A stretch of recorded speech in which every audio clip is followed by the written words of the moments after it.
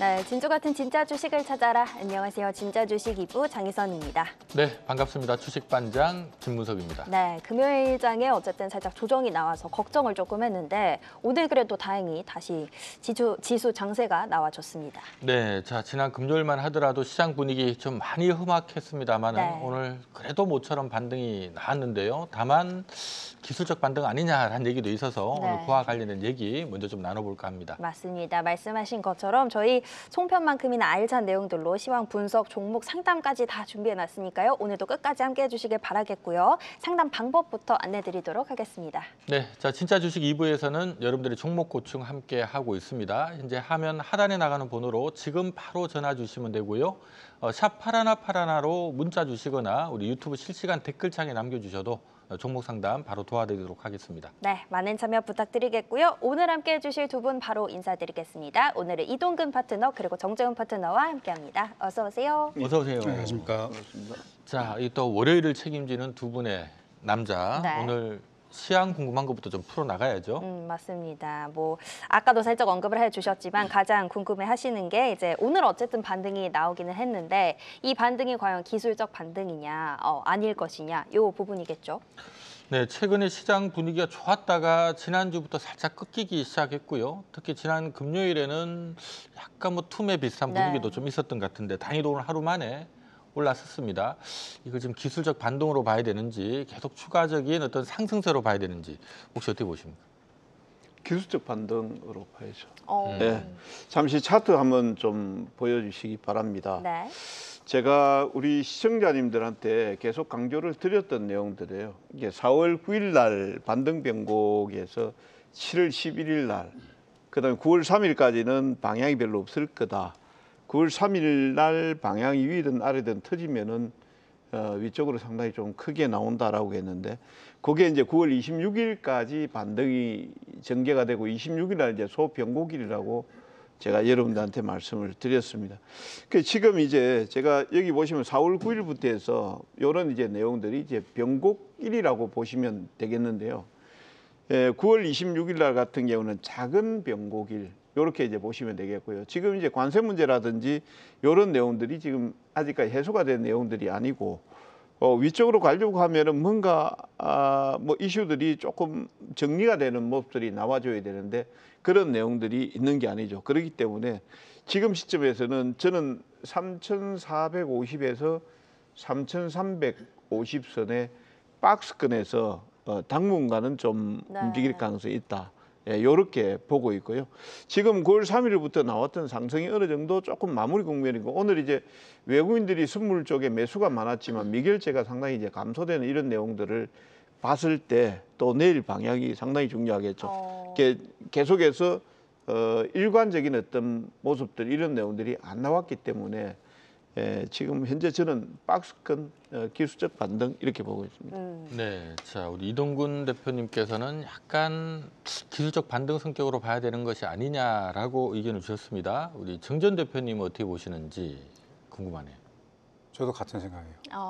그러니까, 몇 가지 좀 조건들이 있는데요. 그러니까, 어제 그리고 금요일까지죠. 금요일까지 외국인들이 9월 결산을 하는 법인들은 청산을 해서 현금을 만들어 두고 수익을 잡아 놔야지 새로운 회계연도 전에 실적을 조율을 하죠. 그런 부분에 의해서 매도세가 나간 것도 있고 청산 이후에 원화를 팔고 달러를 매입하면서 원화 약세가 조금 더 세게 보여졌고요. 근데 사실 우리 시장 내부적으로도 수급 조건들이 좀 많이 얽혀 있거든요. 좀 아무래도 선물옵션을 같이 리딩을 하다 보니까 불필요하게 많은 것들을 많이 봅니다. 그러다 보면 불편한 진실도 좀 많이 보게 되죠. 아직 그런 수급들의 정리가 끝나지가 않았고 이미 어느 방향을 위해서 조율되어 있는 것들이 좀 남아 있단 말이에요. 제가 차트를 보고 좀 설명을 드리면요. 네. 지금 종합주가지수가 많이 올라온 것 같아 보여요. 이 대표님께서 말씀을 해주셨지만 많이 올라온 것 같아 보이는데 사실 이제 분봉에서 이거를 갭보정을 하고요. 차트를 갭보정을 하고 분봉을 일봉화 시키게 되면은 이게 사실 지금 현재까지 7월 이후의 시장의 흐름이거든요. 그러니까 많이 올라온 게 없어요. 그냥 계속 특정 구간에 갇혀서 흐름을 잡았을 뿐이고 9월 초부터 올라왔었던 흐름도 결국 6월 고점, 7월 고점에 그 고점을 넘기지 못하는 거죠. 그러니까 갭 보정이라고 하는 건 결국 갭을 제외하고 장중의 수급의 힘만 가지고 이야기를 하는 거거든요. 갭이 뜨든 갭이 아래로 뜨든 누군가는 샀다, 누군가는 팔았다. 그 힘이 어느 정도였다를 보는 게 갭 보정 차트의 힘인데 보면 갇혀 있는 구간이란 말이죠. 차트를 조금 보신 분들은 아시겠지만 지금 이게 일봉상의 흐름이라면 여기서 반발을 한다 한들 또 한 번 걸릴 수 있다는 것을 인지할 수 있으실 거고 여기서 유지가 된다고 해도 일정량 지금부터는 소폭 후퇴가 가능하다는 것도 확인하실 수 있으실 겁니다. 물론 내일장 소폭 갭을 띄워서 위로 올라갈 수도 있어요. 하지만 분명 갭 보정 차트에서는 또다시 눌림이 나오는 패턴이 반복이 될 겁니다. 그래서 갭 보정상에서의 진폭을 조율하고자 한다면 앞으로 갭 뜨고 안 뜨고를 떠나서 하단으로 선물지수가 대략 한 10%가 좀 넘는 수치 정도. 그러면은 종합주가지수 기준으로 한 75% 이상 정도의 조율이거든요. 그 정도 범주 내에서의 박스권 흐름들은 한동안 좀 더 보여질 수 있다. 그렇게 보고 있어서 저는 좀 항구적 상승이라던가 또 뭐 고통을 쥐어짜낼 만큼의 하락이라던가 그러니까 둘 다 배제하고 지수를 조율하고 시장 수급을 조율하는 선에서 종목군들이 계속 좀 터닝이 될 수 있으니까 연휴 전까지는 좀 짧게 보신다거나 네. 연휴 이후에 갈 수 있는 것들도 조금 이제 보수적으로 연휴 끝나고 매수도 늦지 않거든요. 일단 강박을 줘요 자꾸. 네. 연휴 전에 뭐를 하지 않으면 연휴가 끝나고 나서 어마어마한 흐름이 났을 때 나는 어떻게 하지? 근데 아무 일도 안 벌어집니다. 갭이 뜬다고 해도 들어와서 조율을 하고 다시 가고요. 많이 떨어졌다고 해도 저가에 사서 올라올 수 있는 기회를 반드시 줍니다. 그러니까 연휴 전에 꼭 뭔가를 해야 되겠다는 강박을 좀 버리시고요. 또 지금 꼭 현금을 만들어서 뭘 하지 않아도 돼요. 연휴 첫날 돈을 꼭 써야 되는 불가피한 상황이 아니라면 조금 여유 있게 보실 수 있는 투자 여러분들이 되었으면 좋겠습니다. 네. 네, 자 오늘 뭐 양시장 모두 모처럼 좀 올라오긴 했습니다만은 어쨌든 최근 흐름을 감안하면 우선은 추세적인 상승으로의 다시 전환보다는 조금 기술적 반등의 성격의 무게를 두 분은 두고 계신 것 같습니다. 네, 내일의 방향도 좀 체크를 해보셔야겠습니다. 자, 큰 지수 시황 먼저 살펴봤고요. 이 안에 또 특징적인 종목들 이야기를 좀 해볼 텐데 요즘 가장 화제인 게 반장님은 카카오톡 업데이트 하셨어요? 네, 뭐 자동으로 되던데. 저는 아직 안 했는데 이게 굉장히 호평을 많이 받고 있는 것 같더라고요. 그래서 카카오는 시총이 뭐 날라갔다 이런 얘기가 있는 반면에 네이버는 지금 분위기가 굉장히 좋습니다. 지금 뭐 지난주부터 네이버 카카오가 완전히 상반된 흐름이 네. 지금 나오고 있거든요. 네이버는 아무래도 두나무 관련 이슈 때문에 지금 막 뜨고 있는 반면에 카카오는 글쎄 네이버가 떠서 좀 빠지는 부분도 있겠지만 또 카카오톡 업데이트에 대한 얘기도 또 많이 있는 것 같습니다. 이 두 종목에 대한 생각도 좀 들어볼게요. 네이버와 카카오 상반된 흐름 어떻게 보고 계십니까? 저는 네이버가 훨씬 더 좋아 보이는데요. 네. 사실 앞에 이제 카카오 말씀하셨지만 저도 바뀌고 난 뒤부터 오픈 채팅인가? 거기 보니까 네. 쇼폼이 들어와 있더라고요. 네. 그 쇼폼이 처음에는 이게 안 없어지는 거예요. 네. 그래서 내가 보기도 싫은데 이런 말이 좀 그렇고 안 보고 싶은데 그걸 억지로 봐야 되잖아요. 네, 네. 그러니까 그걸 채팅란을 찾는다고 조금 저도 좀 헤맨 적이 있는데 이게 사실 그래요. 우리가 이제 카카오도 상당히 고마운 존재죠. 플랫폼으로서. 왜 그러냐면 우리는 카카오는 그냥 채팅만 하고 우리 편한 대로 쓰면 좋겠다라고 하지만 기업을 운영하는 입장에서 보면 이게 돈이 돼야 되는데 그쵸. 돈 되는 걸 만들려고 하니까 사용자는 싫다 그러니까 상당히 회사 쪽에서는 좀 난감하지 않을까라는 생각도 한번 해봅니다. 네. 근데 그거는 이제 구조적으로 좀 안고 있는 문제이고요. 반면에 이제 네이버가 두나무를 이제 네이버 파이낸셜에 지분을 주면서 서로 인수를 한다라는 내용은 사실 유효적절하게 맞아 떨어졌다라고 보고 있습니다. 사실 국내 기업들, 플랫폼 기업들이 가장 지금 위협적인 내용들은 뭐냐면은 외국 구글이라든지 오픈 API라든지 이런 쪽이 치고 들어오는 부분들이거든요. 사실 그 부분을 네이버나 카카오가 사실 방어할 수 없다라고 저는 생각을 하고 있습니다. 우리는 계속해서 소버린 AI 가지고 이제 얘기를 하면서 독자적인 AI를 구축한다 이렇게 이제 얘기를 하지만 실질적으로 오픈 API나 그다음에 챗GPT나 제미나이가 들어오면서 설 자리를 많이 잃어가거든요. 그리고 또 이제 그 부분에 가장 이제 많이 잠식을 당하는 부분들이 네이버 같은 경우는 검색 엔진 부분이 되겠습니다. 사실 요즘 저도 이제 검색 엔진을 잘 사용하지 않습니다. 뉴스 볼 때나 쓰지. 대부분이 이제 그 오픈 API나 그다음에 구글 제미나이 이쪽에서 필요한 내용들이 다 나오거든요. 그래서 이 공백을 네이버는 채워야 되는데 그 채워야 되는 부분들이 업비트 그러니까 그 운영사 두나무를 인수함으로 인해서 그런 부분들을 보완했다라는 부분들은 상당히 긍정적으로 생각을 하고 있고요. 사실 이제 이커머스 부분은 네이버가 잘 나가는 부분들이에요. 근데 그것 가지고 한계를 분명히 가지고 있는데 여기에 이제 두나무를 인수함으로 인해서 가상화폐라든지 이런 쪽의 시장을 다시 뚫었다라는 점은 상당히 긍정적으로 보는 부분들입니다. 그래서 지금 두나무의 시가총액이 지금 일각에서는 뭐 12조, 2, 3조 이렇게 예상을 하고 있으니까 지금 그게 만약에 성공적으로 인수가 된다라고 하면은 지금 27만 원대에 있는 주가가 40만 원대 가도 이상할 게 상당히 네네. 없는 시점이거든요. 예, 그래서 저는 네이버는 계속해서 보셔야 되는 부분들이다 이렇게 생각합니다. 네. 네, 자 네이버는 이제 두나무 때문에 좀 들썩거리고 있고 카카오는 업데이트 100기 들면서 내려앉는 이런 모습이 지금 나오고 있습니다. 정재원 대표님께도 같은 질문을 좀 드립니다. 네이버와 카카오에 대한 이 궁금해하시는 분들 많거든요. 어떻게 보십니까? 저도 큰 괴는 대표님과 같아요. 네. 참 겹친 게 많죠. 네. 희한하게. 근데 카카오라고 해서 뭐 무조건 안 좋게만 보진 않아요. 오히려 네이버를 너무 좋게 보는 게 문제가 되지 않을까라는 생각을 한번 네. 역으로 짚어보고 싶어요. 그리고 곰곰이 한번 생각을 해보죠. 왜 오늘 그리고 왜 금요일이었을까요? 금요일 날 그 많은 종목군들이 하락을 하는데 왜 금요일 날이었을까냐라는 겁니다. 왜였을까요? 그러면 금요일 날 발표를 하면서 주가가 올라왔는데 대개 시장이 좋건 안 좋건 뉴스가 나왔다고 해서 그렇게까지 격한 상승은 들어가지 않아요. 그죠? 그러니까 지금 항상 코스피 200에서 지수를 밸런스 잡는 것들은 튀어나오거든요. 대표적으로 삼전 하이닉스도 그렇지만 한때 현대차 그룹주가 그 역할을 좀 많이 했었어요.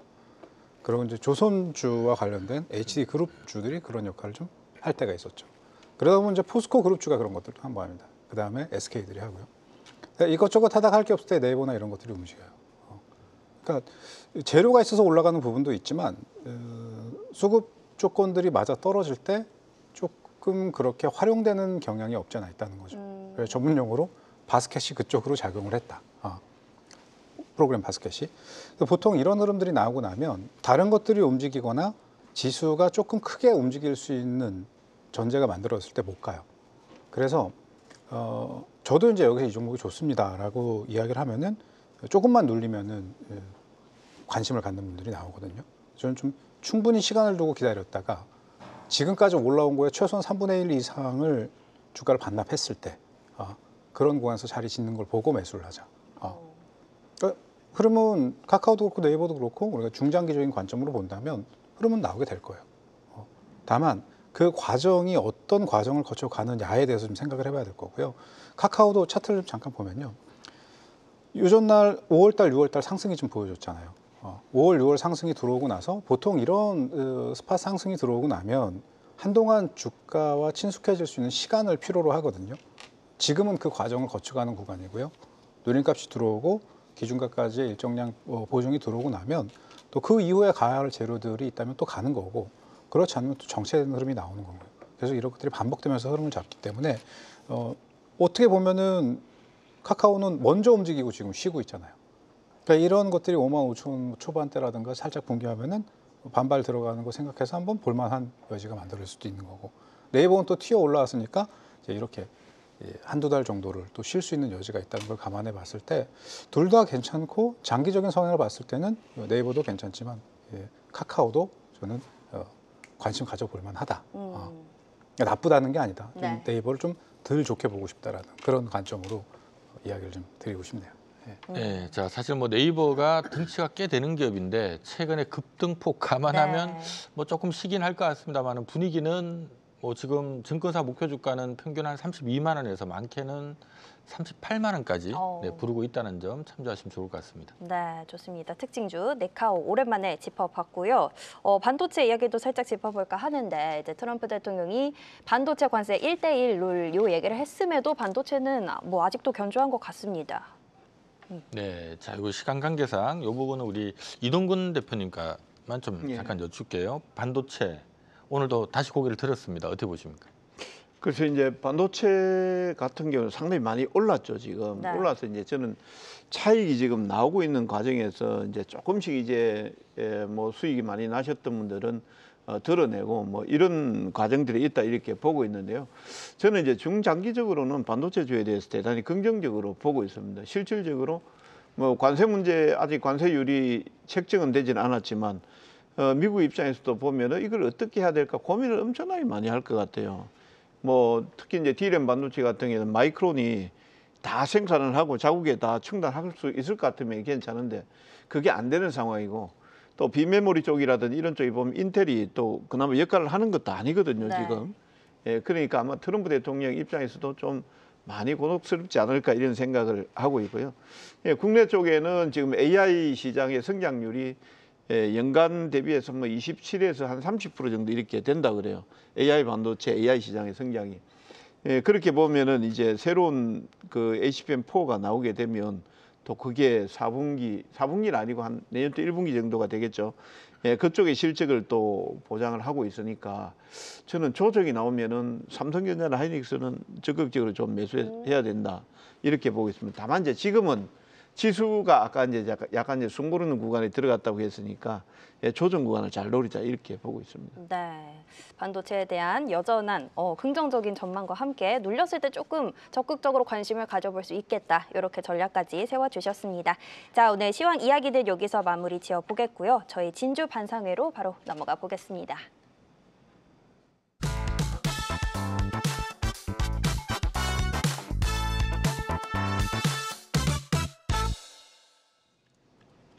네, 오늘 두 분이 가져오신 진짜 주식을 확인해보는 진주반상회 시간입니다. 자, 오늘 두 분의 종목 확인하기 전에 일단 두 분이 그동안 가지고 오셨던 종목들의 상승률이 굉장히 좋아서 이거 한 분씩 좀 듣고 가볼까 합니다. 네, 자, 먼저 우리 이동근 대표께서는 사실 최근에 IT를 많이 네. 소개를 해주셨습니다. 삼성전기, 삼성전자.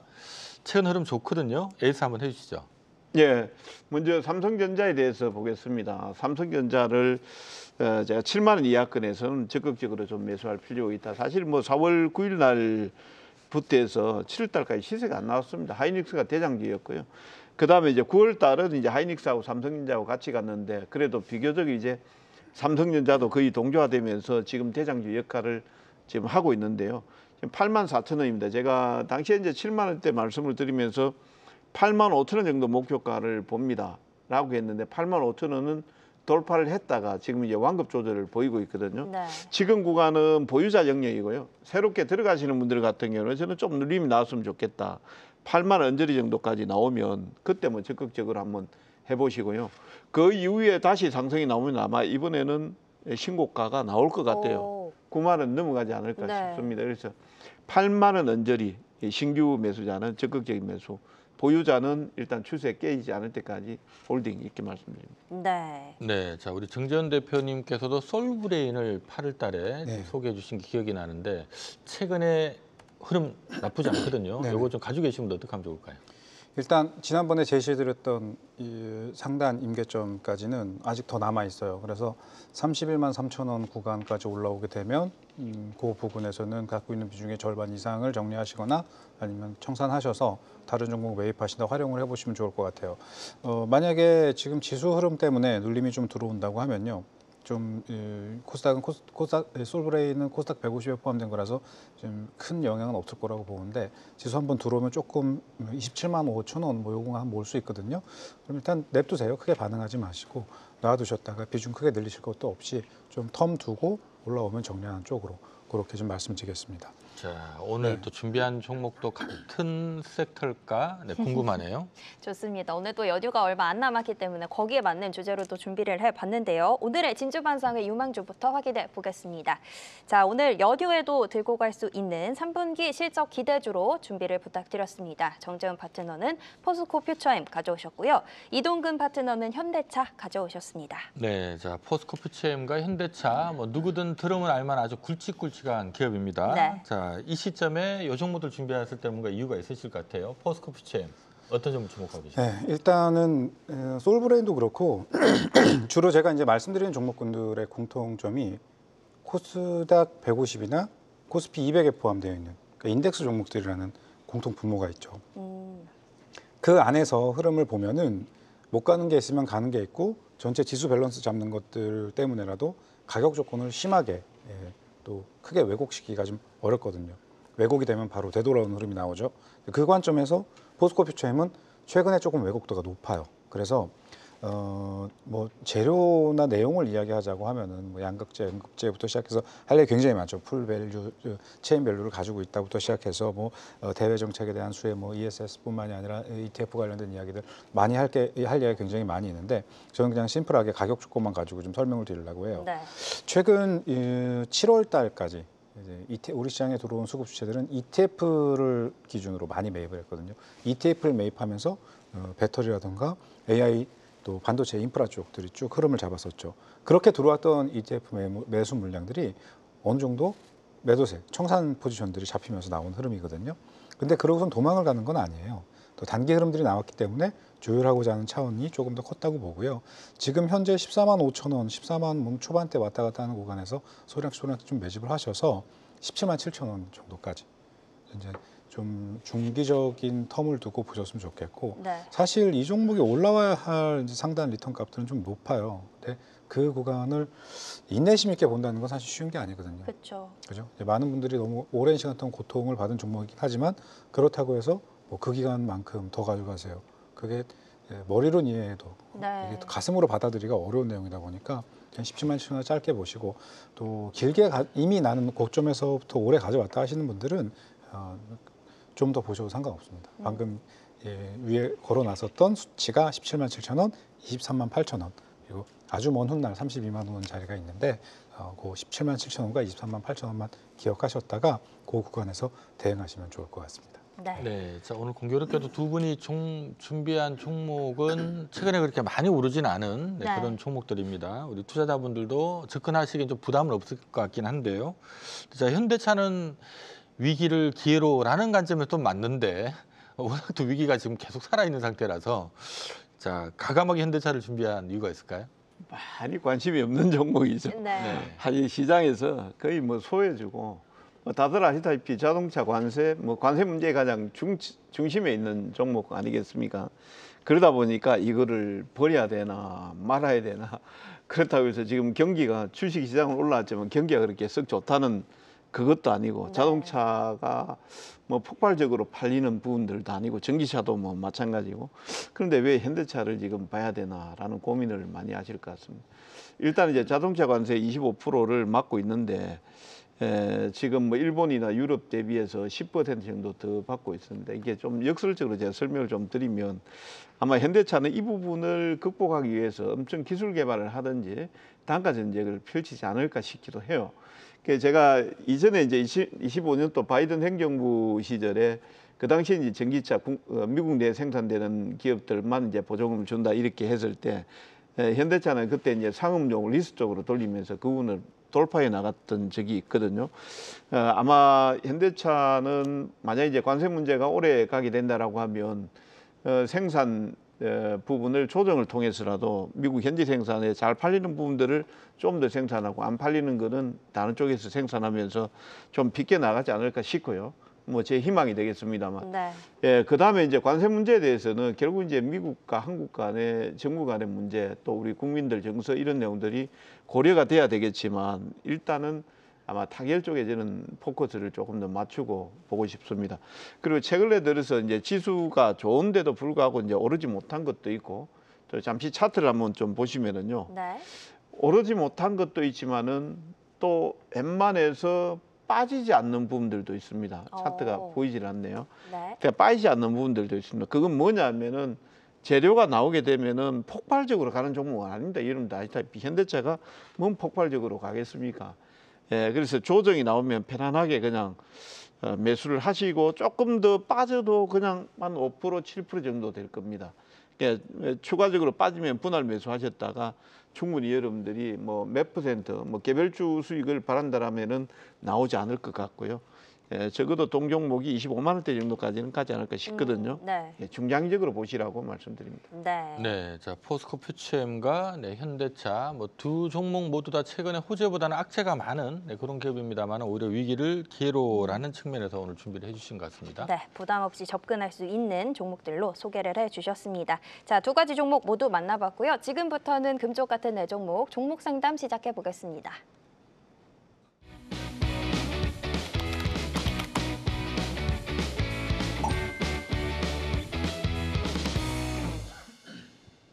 네, 오늘의 금쪽 같은 네 종목 출발해 볼 텐데요. 첫 번째 문자로 들어온 상담부터 확인해 보겠습니다. 자, 오늘의 첫 번째 상담은요.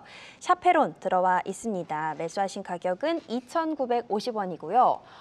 장기 투자를 선호하는 투자자시고 20개월 정도 매수한 지 됐는데 전망 그리고 전략이 궁금하신 것 같습니다. 자, 지금 분위기가 꽤 오래 물려 있으셨다가 네. 이제 본전 부근에 온 것 같습니다. 네. 샤페론. 자, 이 부분은 우리 정지훈 파트너님께 좀 질문을 드릴게요. 네. 장기간 물려있다 이제 본전 왔거든요. 이쯤에 정리를 하는 게 좋을까요? 더 기다릴까요? 정리하시죠. 음. 예, 뭐 크고 작은 제약바이오 종목군들이 금리 인하 사이클에 맞춰서 움직일 때가 되긴 했는데 지금 약간 차트의 흐름을 보게 되면은 네. 매집 스타일의 흐름들은 보여지고 있거든요. 근데 사실 매집을 한다고 해서 아무 데서나 매집해서 아무 때나 그렇게 올라가는 건 아니에요. 이게 이전에 상장 이후에 꾸준하게 조정을 받고 흐름 주고 지금 눌림을 주고 또 본격적인 시세 흐름을 줄 만한 거리를 못 잡고 있는 그런 구조거든요. 그래서 일봉상 흐름을 봤을 때 저는 3,200원 돌파를 어떻게 하느냐를 좀 지켜봤으면 좋겠고 지난번에 한번 맞아 떨어졌지만 지난주 목요일 날 나왔던 9월 25일 날 나왔던 고점 있잖아요. 저거는 한번 넘겨야지 돼요. 넘겨야 되는 고점의 형태라서 흐름은 한번 잡게 될 거라고 보고 그 타이밍에 조금 세게 3,700원, 뭐 800원 한번 치는 흐름이 나올 수 있습니다.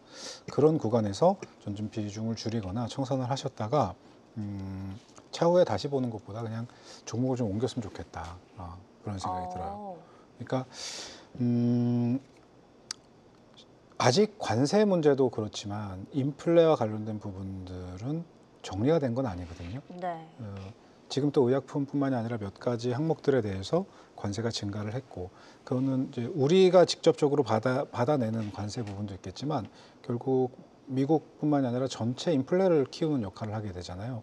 인플레가 지금 올라가는 속도가 줄고 올라가는 흐름이 상승 세타각이 누웠다는 거지 올랐던 인플레가 낮아지고 있다는 이야기는 아니거든요. 우리가 근원PC, 그러니까 개인 소비 지출, 개인 소비 물가가 상승세가 멈췄다라는 거지 높아진 물가가 낮아지고 있다는 게 아니에요. 연이 3%대의 흐름으로 올라가고 있다. 어쨌든 우리는 연이 2% 이상의 매년 인플레, 물가 상승을 몸소 맞닥뜨리고 있는 거거든요.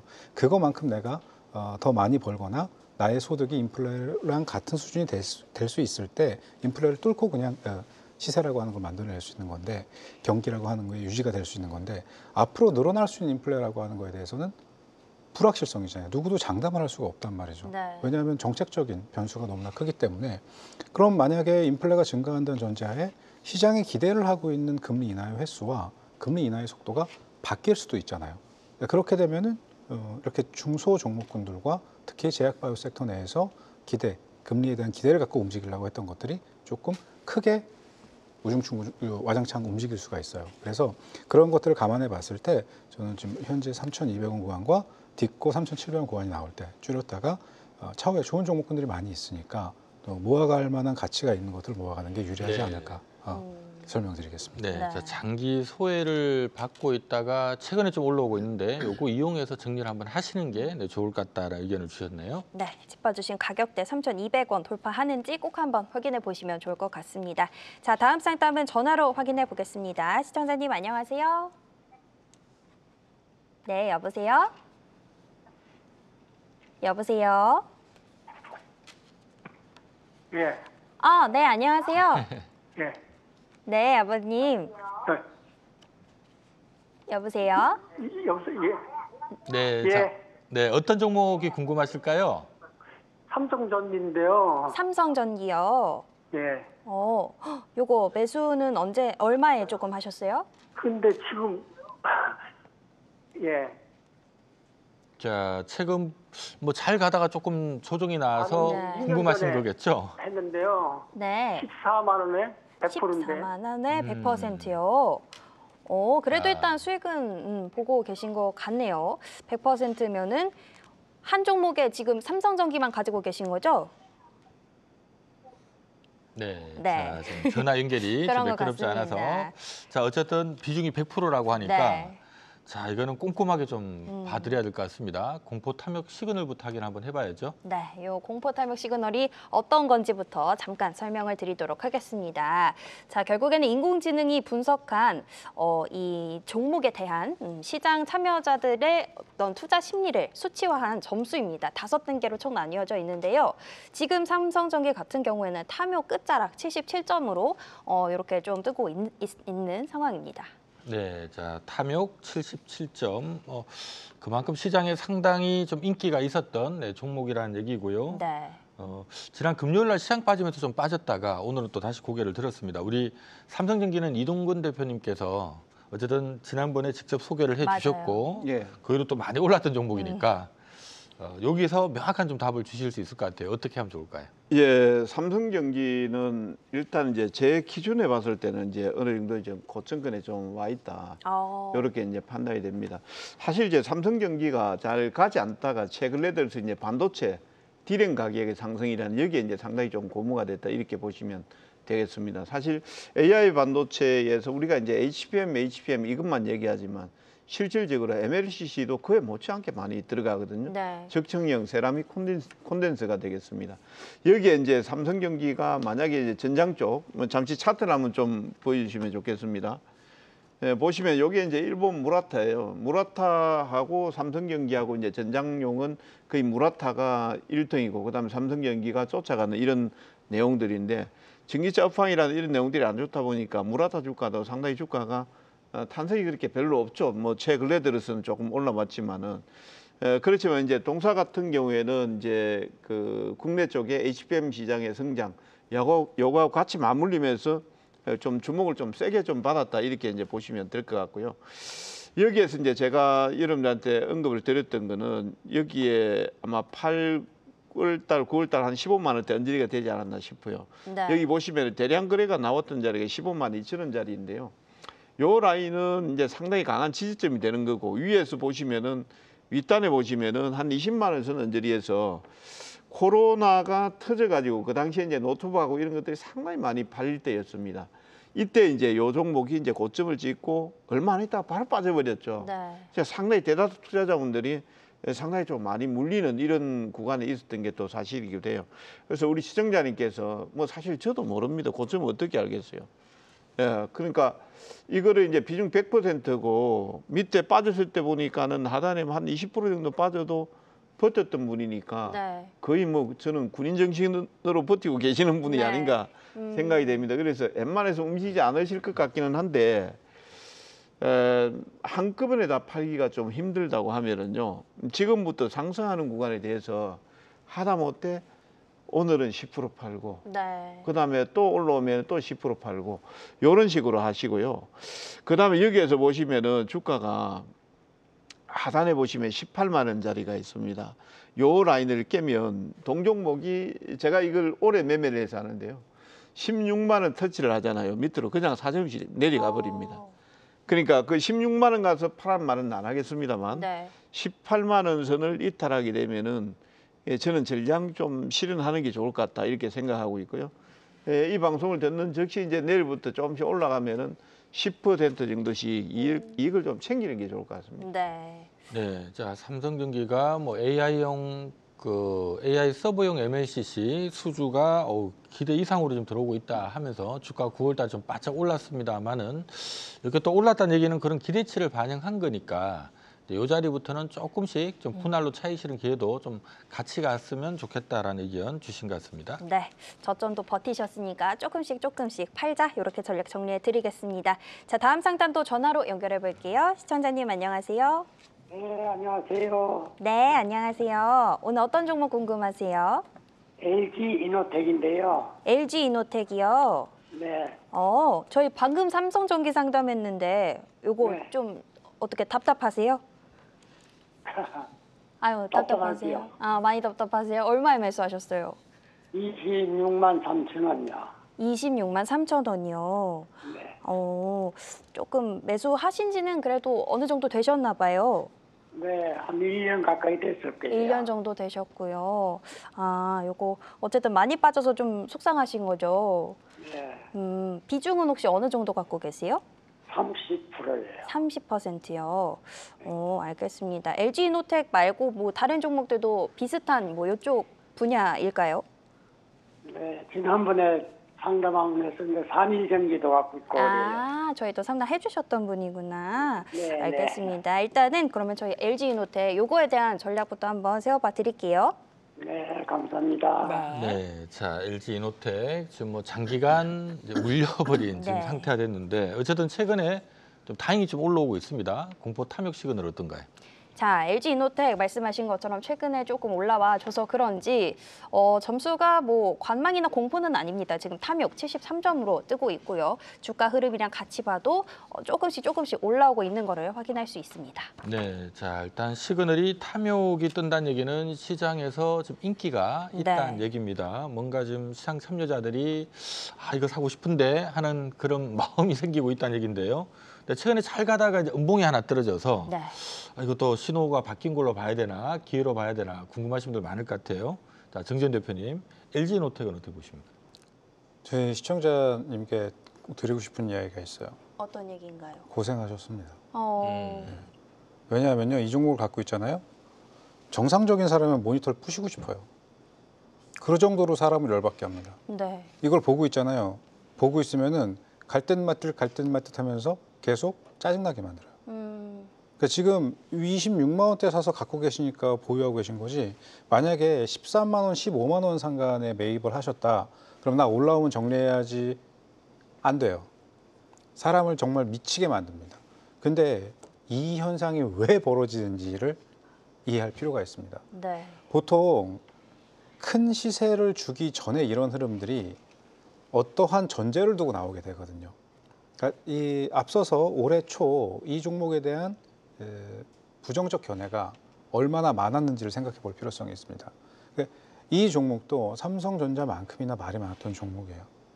근데 삼전은 그러고선 올라왔죠. 얘도 마찬가지로 올라왔습니다. 하지만 탄력은 높을 수가 없어요.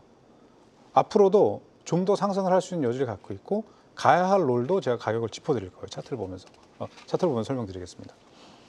근데 녹록하지 않다는 게 문제입니다. 계속 어제 뺄 걸 그랬나, 좀 더 살 걸 그랬나, 물을 탈 걸 그랬나, 이 생각을 하게끔 만들 거거든요. 그냥 풀어주십시오. 왜 흑염소를 기르다 보면은 뒷산에 풀어놓으면 알아서 새끼 쳐가지고 오거든요. 네. 그것처럼 네. 놔두면은 마가목 먹고 열심히 튼튼해져서 오게 될 겁니다.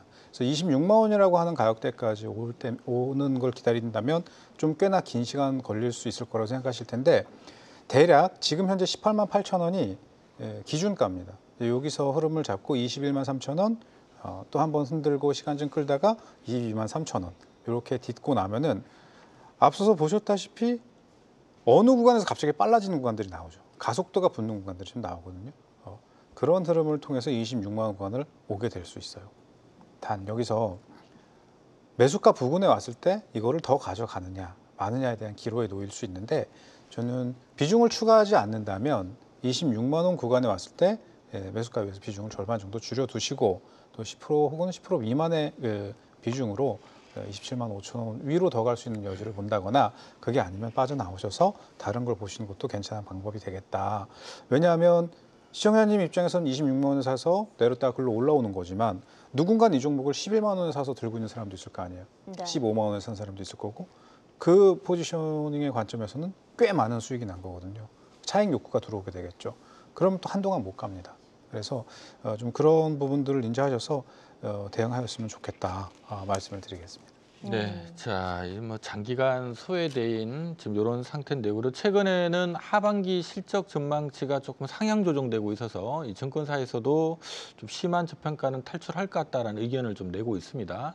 다만 보통 증권사에서 목표 주가 많이 줘봐야 25만 원, 26만 원 주는 회사다 보니 네. 이게 22만 원만 넘어가면 좀 제동이 걸리는 특징이 있습니다. 그래서 좀 사신 가격이 26만 원이다 보니 그 가격까지 기다리기보다는 얼추면 22만 원 이렇게 넘어오면 조금씩 비중을 좀 줄이는 것도 필요하지 않나라는 생각이 드네요.